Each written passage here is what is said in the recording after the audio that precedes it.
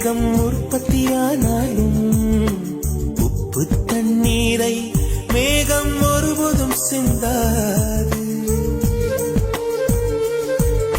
மலையில் விழுந்தாலும் சூரியன் மறித்து போவதில்லை. நிலவு கூலியூட்டி தன்னை நீட்டித்துக் கொள்கிறதே. மேகமாய் நானும் மாறேனோ, அதன் மேன்மை குணங்கள் காண்பேனோ. சூரியன் போல